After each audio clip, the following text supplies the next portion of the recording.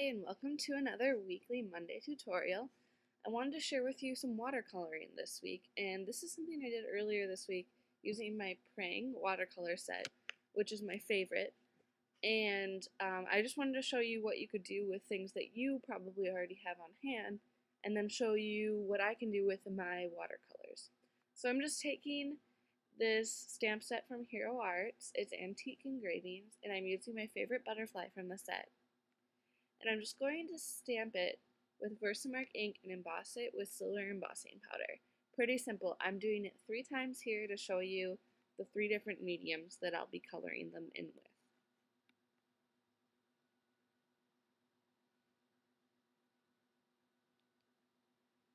So now I'm just finishing up embossing it here. And it looks a little gray here, but it's definitely silver. It's sparkly. So the first thing I'm going to use is some Hero Hues chalk ink. And these colors are Punch and Poppy. And they're a nice red and yellow, so I kind of wanted to see how these would mix with water. And you'll get to see how it works. So I have the Punch going on my sheet, my craft sheet, and then the Poppy. And you can see the Punch is kind of thinner than the Poppy. So I went back and stamped it a couple more times. And it turned out fine. It was just, it's different that, it's weird that they're both different textures. So now I'm going back and I'm spritzing it with just a little tiny spray bottle that I have. It just holds more water than my Ranger Mister, so I figured I'd need more water for this one. And now I'm just going through mixing the paint, or mixing the ink in with the water with a nice paintbrush. And really, you don't need to spend that much money to invest in a nice paintbrush. This one probably cost about $3, and the bristles never fall out. I just got it at my local art supply store.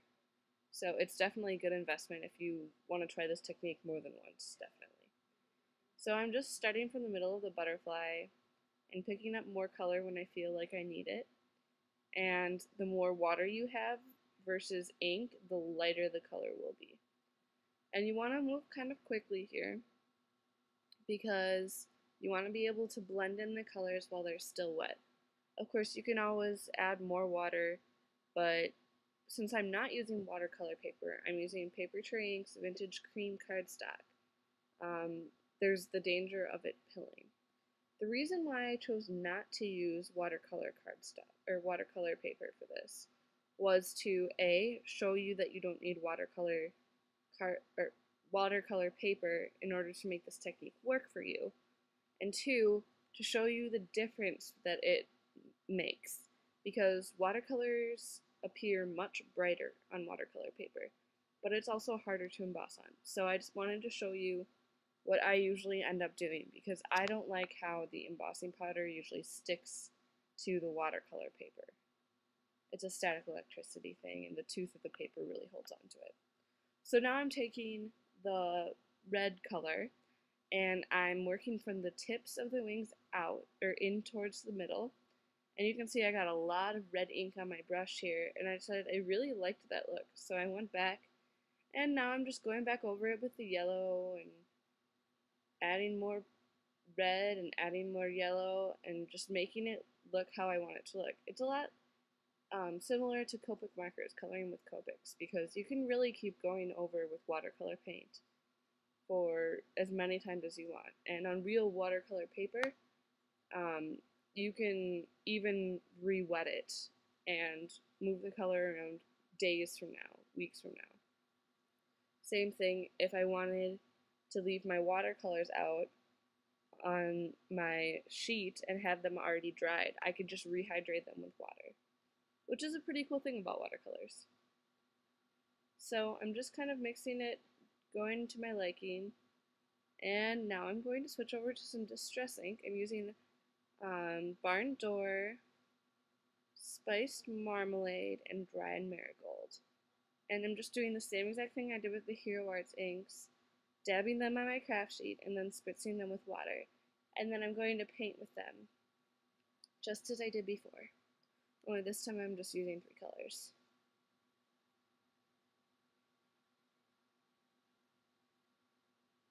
Now, you're going to notice that on this paper particularly, and I'm not exactly sure why this happens, but distress inks tend to get really muted. So I'm going to show you what they look like on this paper when they dry versus what they look like on watercolor paper. Which, I mean, if you're going for a muted look, that's great. But if you're going to use distress inks, I really suggest using watercolor paper for this technique. So you'll see right there that the ones on the watercolor paper just really are more vibrant because it really stays on top of the paper nicely. So now I'm pulling out my Prang watercolors. I got these off of Amazon for literally, I think $11 or maybe $9, but very, very cheap. And they're just ones that are pretty typical for use in schools, but they work great. C.D. Makowski recommended these in a episode of the Paper Clipping Roundtable that I was watching. So I bought them and they work amazingly well.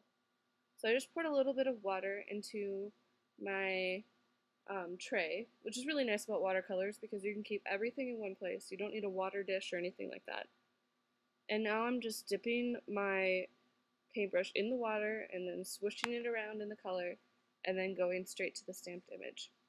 So I'm going from yellow to orange to red, and I'm just kind of mixing it as I go and keeping it really wet because it helps blend everything together a little bit better.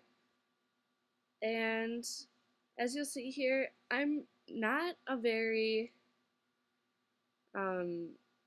precise painter. So I'm going out of the bounds, I'm going outside the stamped image. I go back over it a lot. I don't get everything right on the first try. So don't be afraid to kind of just go for it because you can really always fix it later. And if you don't like it, it's just a stamped image. You can do it again. And practice really makes perfect with these. And I'm still learning every time I pull them out and start working with them. So you can see I'm adding some more red here. And I love the way these watercolors look. I don't know why they just blend so well together because they're really just meant to do that.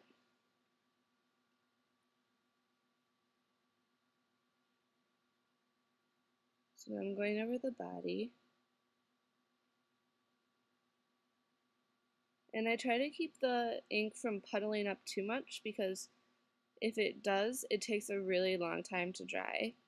And it's not necessary to have that much ink in there, so that's why I'm kind of painting off over to the side there. And your brush will just suck up extra water if you have it dry. So that's a really good tool for you to use when you're painting. So I just wanted to show you the colors that I'm using right here and see how vibrant they are in this paper. I just love these colors. They're so beautiful. So now I'm just going back over and mixing everything together. This is kind of like just like Copic coloring. I'm going over with the lighter color and making sure everything is looking really good together. And then I'm going to go back with the medium color and just kind of scribbling over it. And it's great to stamp over an embossed image because it will keep the image looking really clean. There won't be any ink or paint over your lines because it'll resist it. So that's really cool. So I'm just adding some more red now. I want a really vibrant looking butterfly.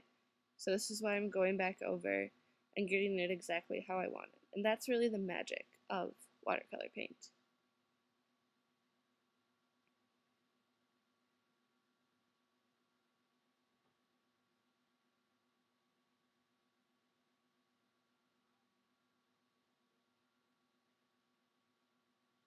So here are my finished butterflies, and now I'm going to go get the rest of my card to put together. So this is some My Mind's Eye patterned paper, and I just cut it out, and now I'm distressing the edge with the Heidi Swap distressing tool.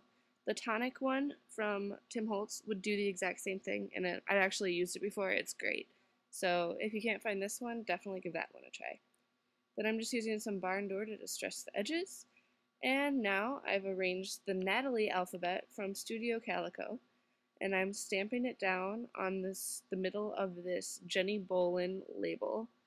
And these are all from a Studio Calico kit. I believe the back 40, but don't quote me on that. It also could be from summer camp. I think I used a little bit of both, actually.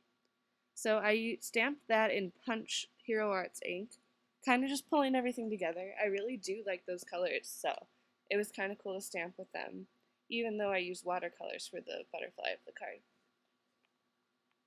So now I'm grabbing some butterflies. These are also from Jenny Bolin. And I'm just kind of putting them down on the card where I think I'm going to put them. I'm just kind of trying to get a good gauge of where I'm going to end up gluing things down. So now I'm going to go and I'm going to cut out my butterfly, and there we have it. So I have my watercolored butterfly all ready to go, and I'm going to stick it down on the card after I've adhered everything else. I'm using some foam dimensional adhesive, and I have one layer in the middle and then a thicker layer on the outside so that the wings kind of pop off the page. Then I'm adding some of the butterfly stickers, and now I'm going to add some jewels. And these are from K & Company, and these are also from the summer camp kit from Studio Calico. So after I've added some of the jewels, and I used glossy accents to make sure they'd really stick to the embossing, I'm all done and ready to go. So I really hope you enjoyed learning about watercolor this week, and if you have any questions, feel free to leave a comment, and I'm hoping to see you again next week. Thanks for watching!